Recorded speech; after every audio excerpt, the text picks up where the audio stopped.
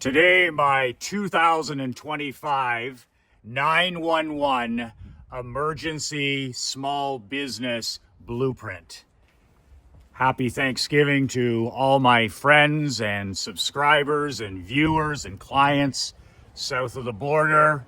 Happy Thanksgiving. I am the luckiest guy in the world to be able to shoot these broken iPhone videos every day, share my wins, my losses, my victories, my defeats with you.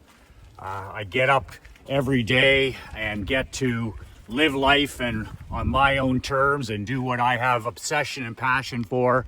So I thank you for viewing this channel. I thank you for your interest in my life's work and my mission, and happy Thanksgiving to you and your family. So as we head into the final month of the year, most people are shutting it down, mailing it in.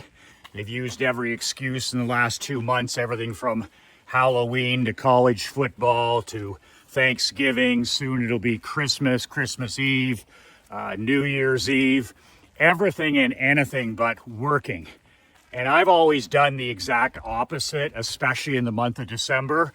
I believe that a top 1% husband, father, entrepreneur, is their new year begins on December 1st.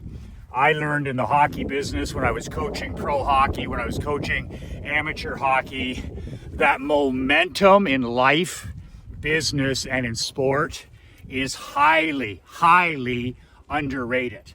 And what I mean by that is getting momentum heading into a brand new calendar year in January is so underrated.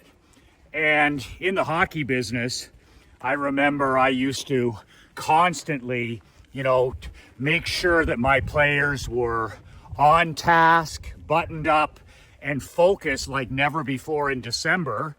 Because as we used to tell our young athletes, 2 points, a win in December, is the same as 2 points in late March when you're trying to win first place or secure home ice for the playoffs.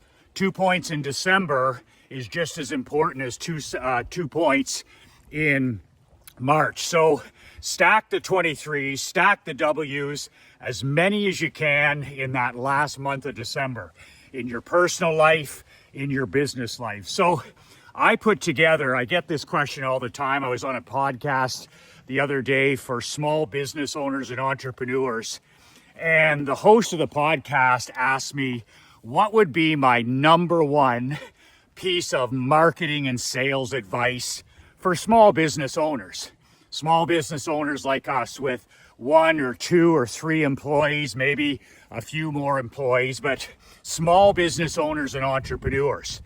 And I said, my number one piece of advice, my personal, call it 911 emergency survival blueprint, would be to start growing, start building an email list. I don't give a shit what business you're in, whether you're a copywriter, a jewelry store owner, you own a car wash, you're retail, you're brick and mortar, you're a chiropractor, you're a dentist, a real estate agent, an insurance agent. I don't care if you own a sports franchise like I used to do.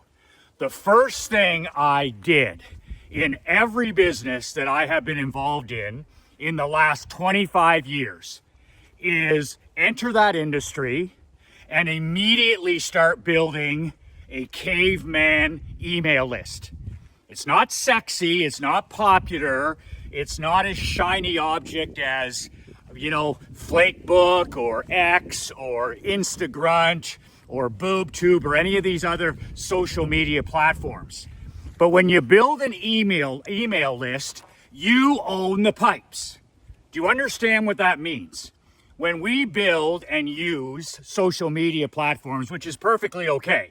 I post these videos on BoobTube and I use that platform as a guest.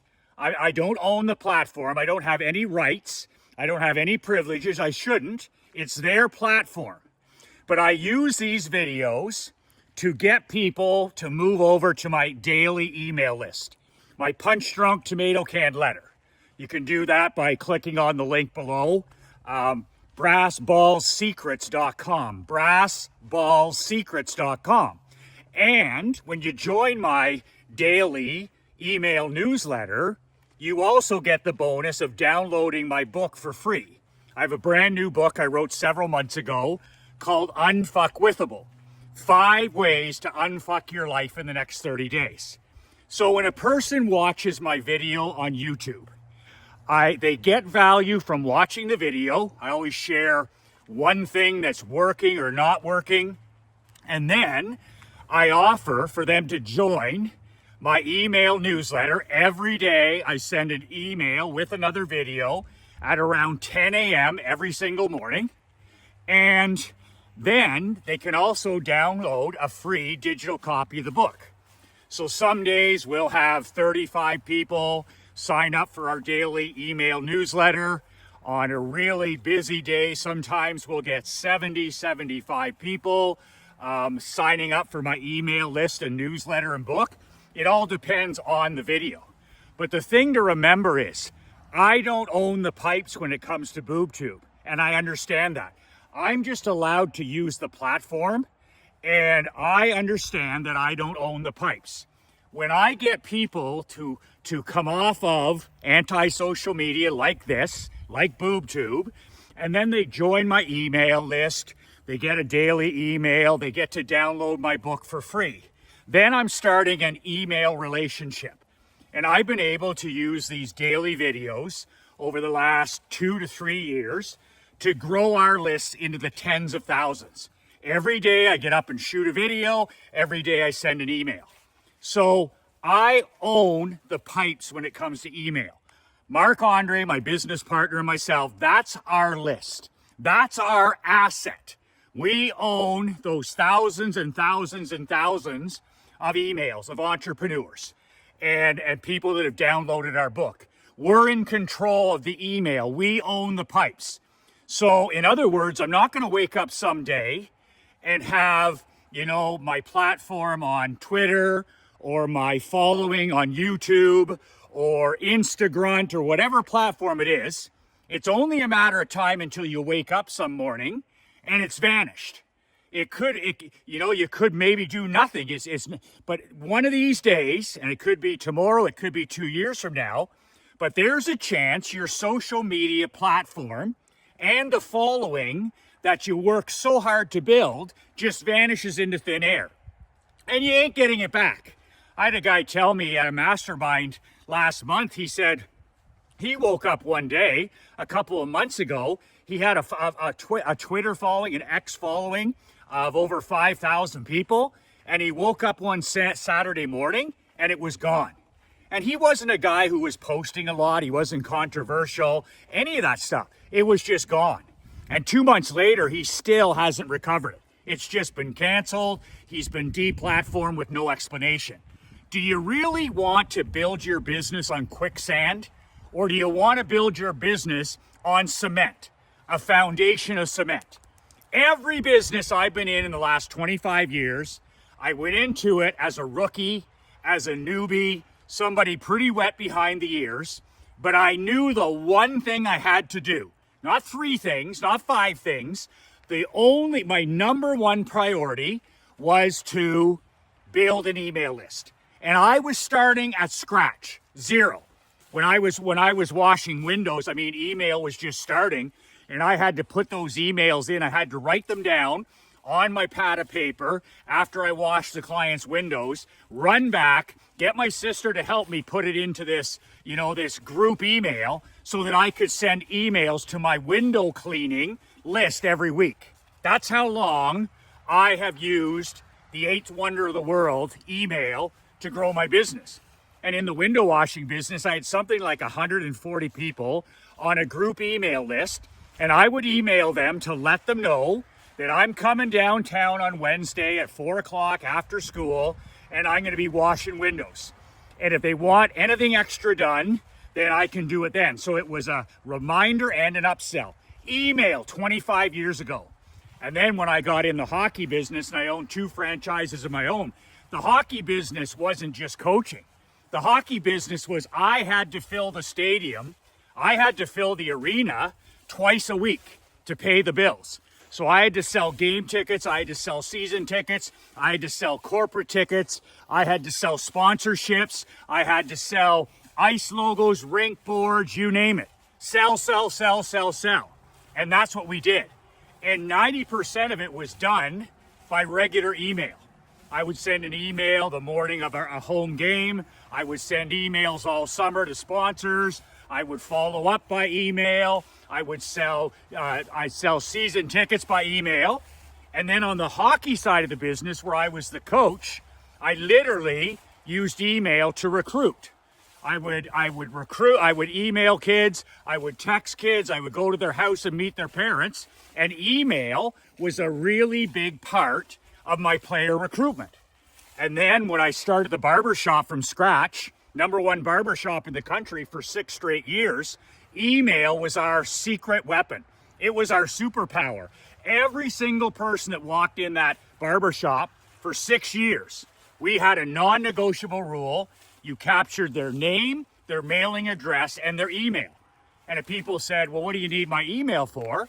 We said, it's the same as your cell number. We need it to confirm your appointments, to get your haircut, and we want to add you to our barbershop newsletter. And every single person said, of course. What do you do with your newsletter? Oh, we give away prizes, we do trivia, we give away movie tickets, we give away concert tickets, we announce specials in the barbershop. People are like, hell yeah.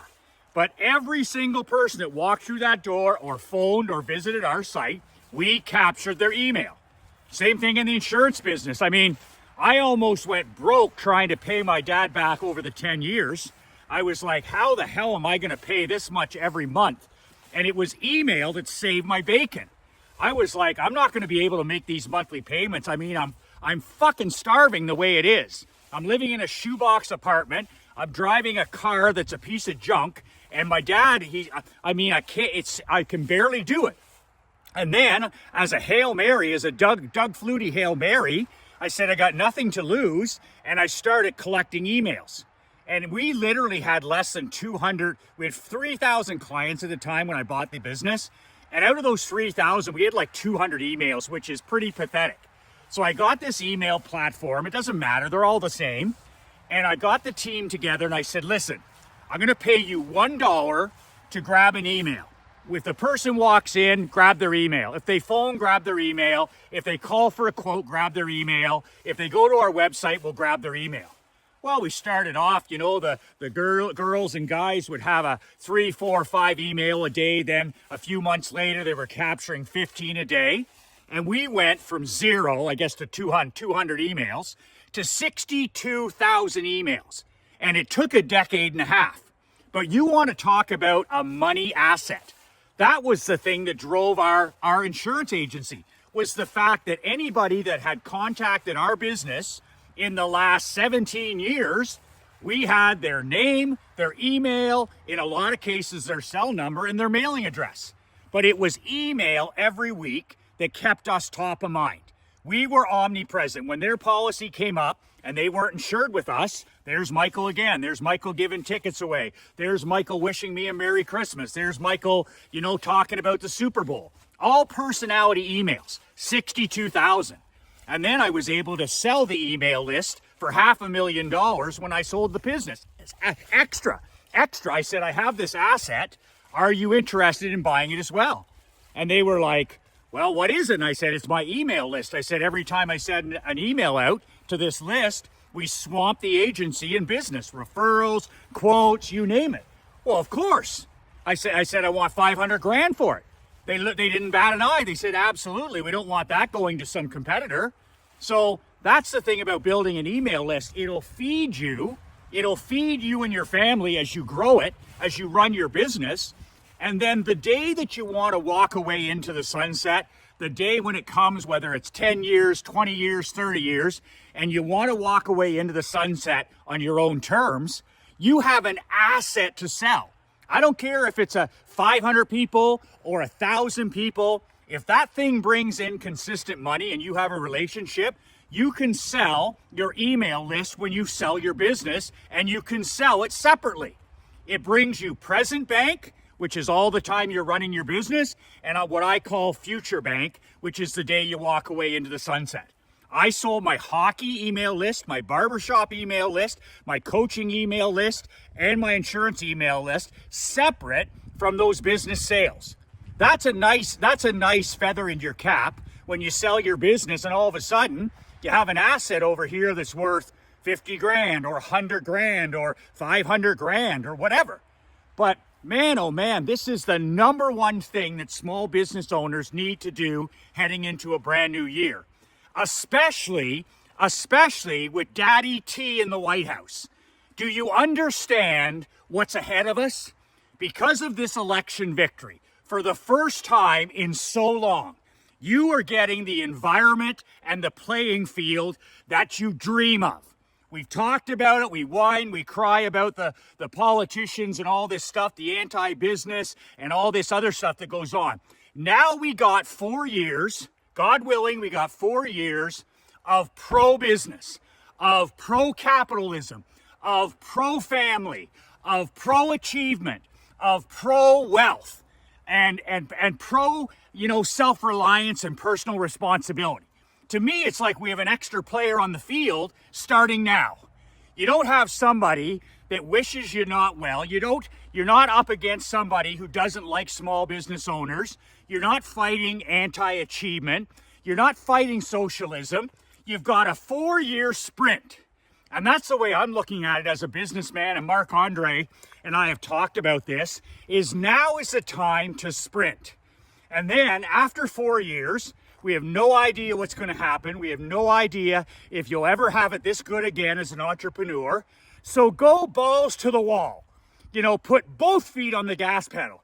Because if you're like me over the last few years, north of the border and south of the border, it's like 1 foot on the gas, 1 foot on the brake. You're always fighting. You're always fighting, the bureaucrats and the red tape and the politicians.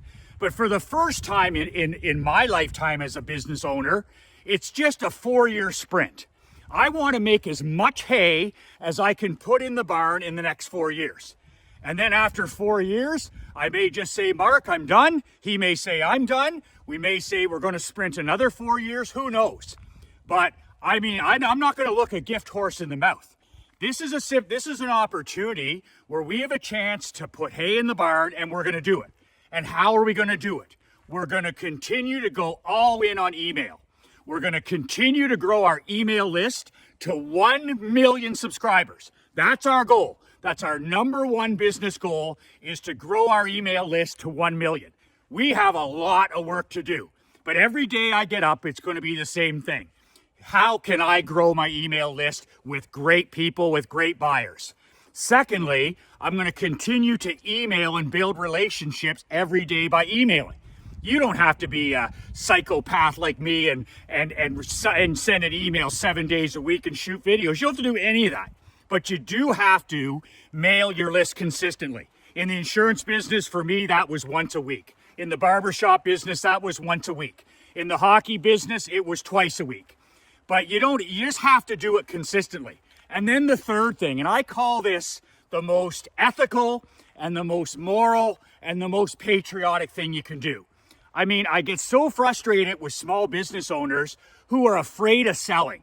They're like embarrassed about what they do, or they're embarrassed about asking somebody to buy their product. And I'm like, if you're embarrassed about your product, or you don't believe in what you're selling, then get something different and sell it.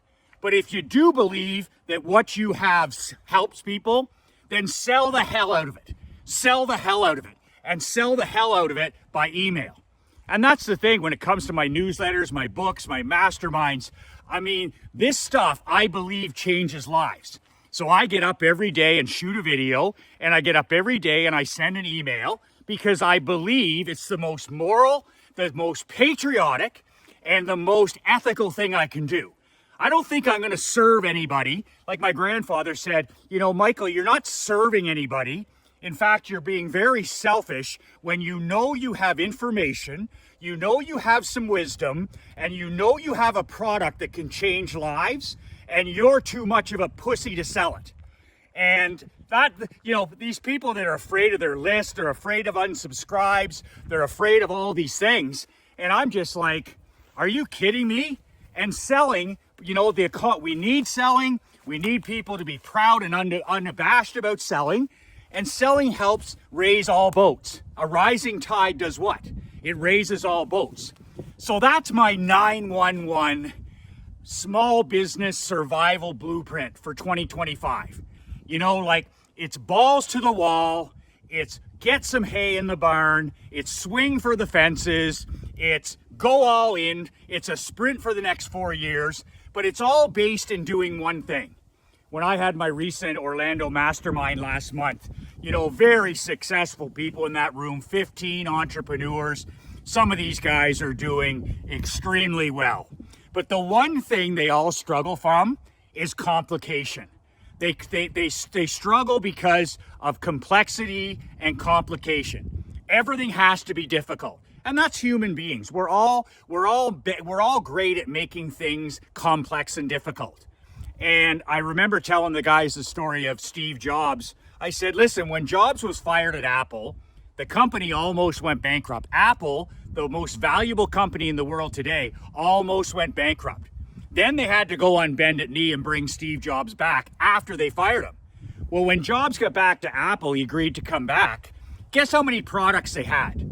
They had grown into a Frankenstein business with 44. Apple had 44 products, and Jobs couldn't believe it. He said, "No wonder you're going broke." He said, "The complexity of this business," he said, "it's stifling." So what did the great Steve Jobs do? The very first thing he did is he took an axe, he took a hatchet to 40 of the products and got rid of them. It's like a restaurant where he just slashed 2/3 of the menu. And he literally got rid of all the complexity. And he said, we're going to start with the Apple iPod. Then we're going to go to the iPads. Then he got into the iPhones and the earbuds and all that other stuff. But he got rid of all the complexity. And he went from 44 products, which would confuse the hell out of any buyer, to 4 at their peak. And this is the wealthiest company in the world. Simplicity. It was Leonardo da Vinci who had the great saying, simplicity is the ultimate sophistication. I'm going to say that again. Simplicity is the ultimate sophistication. And that's what we applied in all these hot seats in Orlando. Is okay, you're making 6 figures. Okay, you're making $1 million a year. But you're working all the time and you're a slave to your business and you don't have any time to enjoy your family or your money. How can we make it better by making it simpler? And we applied that to everybody that did their hot seat. How can we do this with fewer, less, and more? And that's the way we did it. Simplicity, simplicity.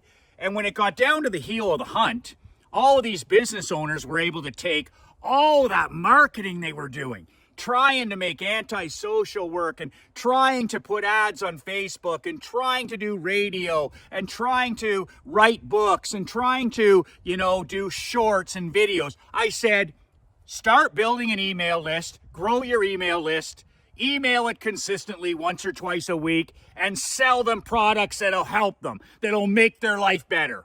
That's the 3-point plan. That's the one thing, as the great Doberman Dan said, the one thing to do. What's the one thing we need to do? And if you do that, if you embrace that one thing this year, you'll have the simplicity. I don't know about you, but I'm a small business owner and I ain't got time to do 7 things. I have time to do one thing. Shoot a video and send an email. Shoot a video and send an email. Shoot a video and send an email. And that's good enough for our 2-person, 7-figure business. And you're not going to catch me trying to conquer X or trying to go on Instagram or trying to start up a podcast or go on the speaking tour, any of that stuff. That's vitamin N. That's no. I'm not interested in doing that. I do the one thing I like, the one thing that's effective. It's the honey that brings in the money. And we do it every day with violent consistency. That, my friend, is your small business owner 911 emergency survival marketing plan for 2025.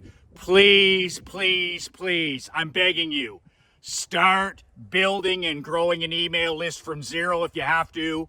Start emailing it once or twice a week and start selling the products that you're proud of that people will benefit from and you'll help make their life better. It's the most moral, it's the most ethical, and it's the most patriotic thing you could do heading into a brand new year. You can download a free copy of my book, Unfuckwithable, 5 Ways to Unfuck Your Life in the Next 30 Days. The link is below. BrassBallsSecrets.com. That's BrassBallsSecrets.com. By the way, if you want help with growing an email list, writing your emails, and selling your products, there's a link below, emailmillions.coach. That's emailmillions.coach. And I have a special bonus there. If you sign up this month, I will include a private training that I did, copywriting and email training with one of the greatest copywriters in history, my pal Doberman Dan. He only did this presentation at one of my $30,000 champion masterminds. Only those 4 men have ever seen this private presentation. It's about 90 minutes long, where Doberman Dan talked about email, growing a list, how to write emails, copywriting, how to run a 1-person, 2-person business. And I will throw that in this month if you subscribe to emailmillions.coach. It's $147 a month. That's it. I write an email for you every week. I coach you how to build an email list, how to ask for emails, and how to sell your products. But this month, Thanksgiving, at emailmillionscoach.com, if you sign up today, I'll include that special bonus webinar we did with Doberman Dan as a free bonus for you test driving. Emailmillions.coach below. Happy Thanksgiving to you and your family. We live in the greatest time in history. We are a wealth and opportunity, abundance, and wealth like never before. Remember, the best is yet to come. Remember, nobody has it better than us. God bless you, your family. Be fierce. Be absolutely fierce. And the 2 words that'll change your life and change mine, be relentless.